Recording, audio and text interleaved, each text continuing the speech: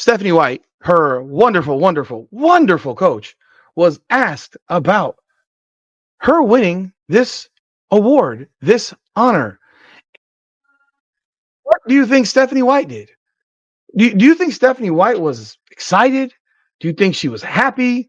Do you think she was overjoyed by the fact that her star point guard, nonetheless, while injured, just was finally given a real honor by an organization like ESPN? Caitlin Clark just lit up the court, dropping dimes, breaking ankles, and apparently bruising some egos along the way.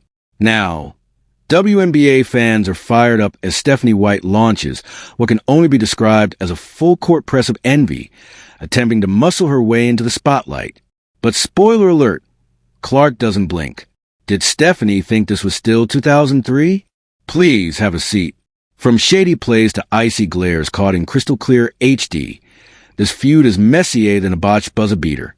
Let's unpack the chaos that has fans on the edge of a meltdown. It looked like Caitlin Clark looked like she got a little hurt towards the end there. Is there any update on her injury? No update. Just felt a little something in her groin, so we'll get it evaluated and see what happens from there.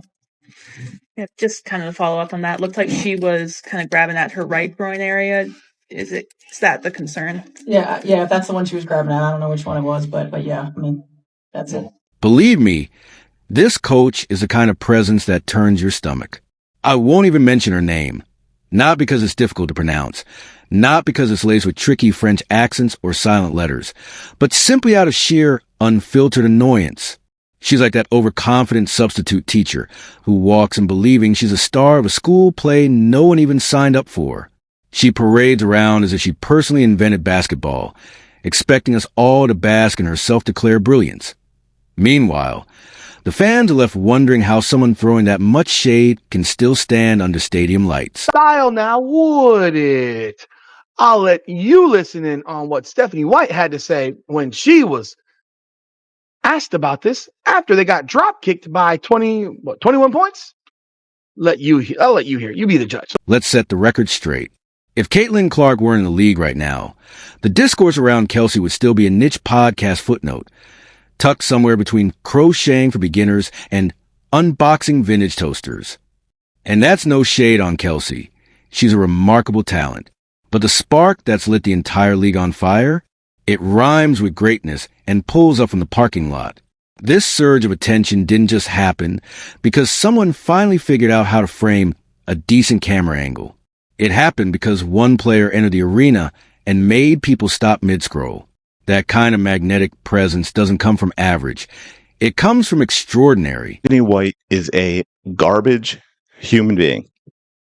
I am done trying to defend this woman in any way at all. So if you are white, Stephanie White was asked about Caitlin Clark getting WNBA Player of the Year. For those who don't know, she won that award at the ESPYs, and she got WNBA Player of the Year. So Stephanie White, of course, as her coach, is going to be asked about that award. So let's listen. And yet, here we are, watching coaches act like self-appointed gatekeepers of some sacred old-school basketball order.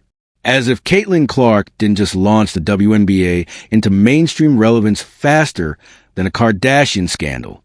The irony is rich. While fans are packing arenas in Clark jerseys and chanting her name loud enough to shake the rafters, some coaches are out here treating her like she's a disruption. A distraction? From what? Your team's 18-point fourth-quarter meltdown. Steph, I don't know if you noticed or heard about it, but during the game, Caitlin got honored as the WNBA Player of the Year in the ESPYs. Just what does it mean to have her impact so far? I mean, there are a lot of really good players in this league, and she got honored as the best player in the league by the ESPYs. Yeah, I mean, obviously she continues to get new awards, and Caitlin is so fortunate, as well as all these guys, really. I mean, that they don't know anything any different than the WNBA. There's a reason people are shelling out for overpriced popcorn and nosebleed seats that require binoculars. And spoiler alert, it's not to watch his own defense crumble into mid-range clunkers. The crowd isn't packing arenas because they've been dying to see someone set a textbook off-ball screen. No, they're showing up because Caitlin Clark might casually torch an entire defense while adjusting her shoelaces. And when she's not doing that, she's generating more buzz in a playoff game with free Chick-fil-A Let's Talk ticket refunds, because we're entering dangerous territory. The kind where certain players are on the court, the crowd energy plummets faster than Netflix series after season 2.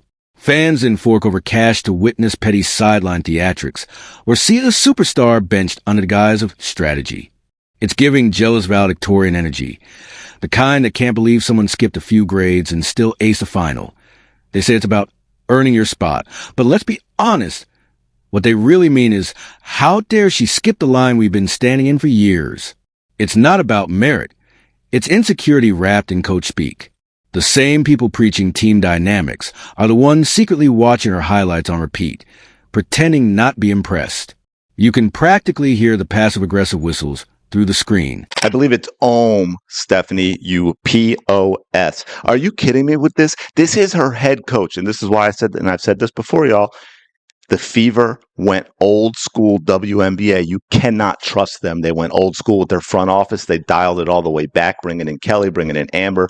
Stephanie is the epitome of old school WNBA. This is a woman married to a man, goes into the WNBA, and is now with a woman. Does that not sound? I mean, I never released a video, but I did it. So for those of you that don't know, real quick. And it's becoming painfully clear who feels threatened by rising stars and who's actually here to win.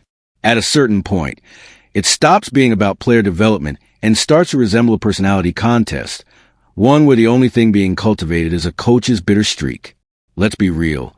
Fragile egos have no business managing generational talent.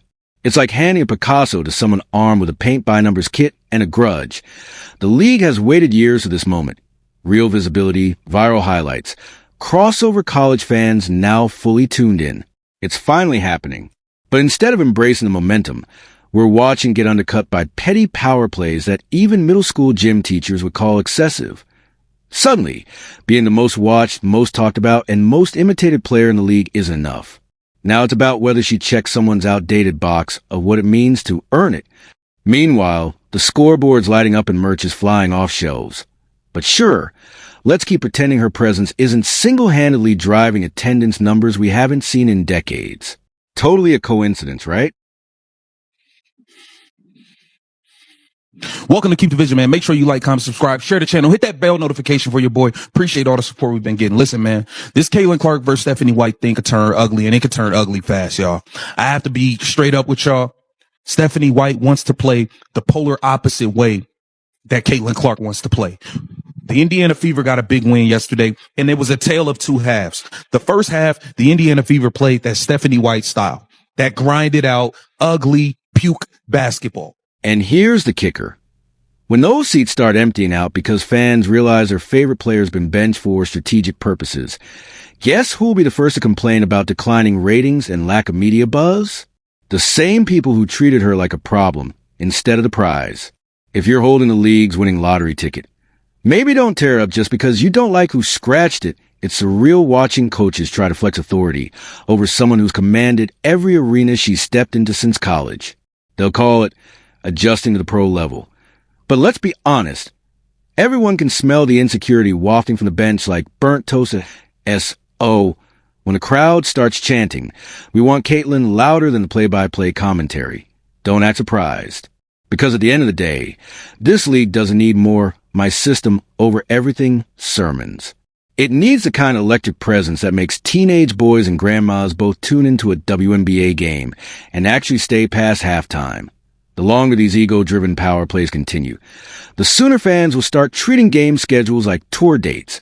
If the star's not showing up, neither are they. Content. So we have Stephanie White addressing Caitlin Clark winning the ESPY's Women Player of the Year award. And you got to understand, Stephanie White, this is very important right here. You can shut down a lot of narratives. You can let the Indiana fan base know you do rock with Caitlin Clark, because as of right now, we don't think you do. You don't want the ball in her hands. You don't talk about her plays. You talk about everybody else except her. Hell, I've seen you talk about Paige Beckers more than Caitlin Clark, and when they played back and forth, and we the ones who won. You have a constant habit of doing this.